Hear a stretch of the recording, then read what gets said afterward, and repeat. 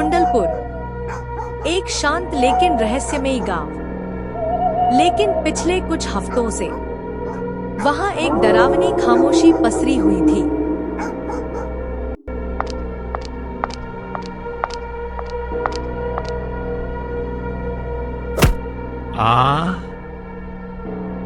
लोग अचानक रातों को गायब होने लगे थे और पीछे रह जाती थी एक अजीब सड़ी हींग जैसी गंध। और फिर एक रात कुछ ऐसा हुआ जो गांव वालों ने कभी सोचा नहीं था।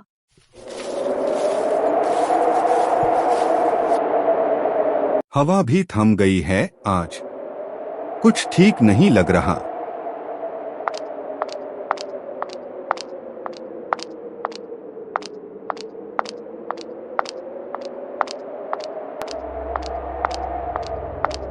भोला, मैं हूँ रमेश। शहर से लौटते ही सबसे पहले तुझसे मिलने आया हूँ। तू रमेश नहीं है। जो तेरे भीतर है वो मुझे देख रहा है, तेरी आंखों से। रमेश का चेहरा अब इंसानी नहीं रहा।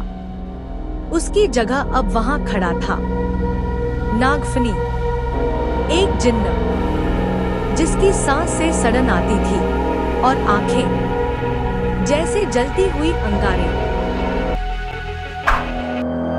आह भोला, तूने ये क्या कर दिया?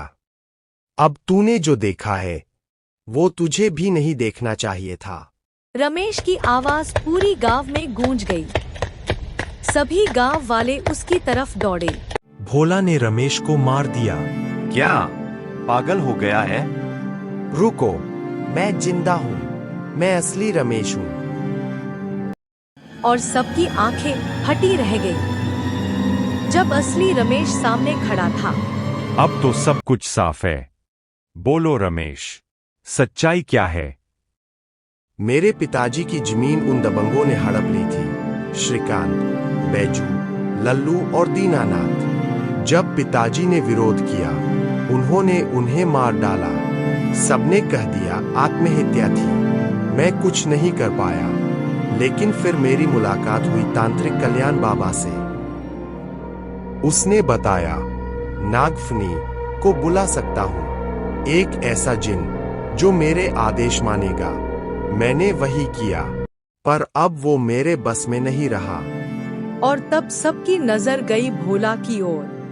मैंने उसकी आंखें देखी थीं। वो इंसान की आंखें नहीं थीं। तभी जाना वो रमेश नहीं, नागफनी है। मुखिया गुस्से में। रमेश, अब तुझे कानून का सामना करना होगा। रमेश को पुलिस के हवाले कर दिया गया।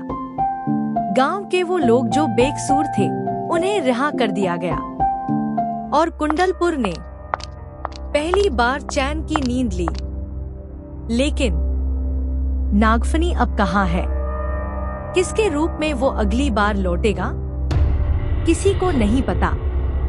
अगर ये कहानी आपको रोमांचित या डरा गई हो तो सब्सक्राइब करना न भूलें। और अगली बार जब कोई अजनबी दरवाजे पर दस्तक दे, उसकी आंखें जरूर देखना।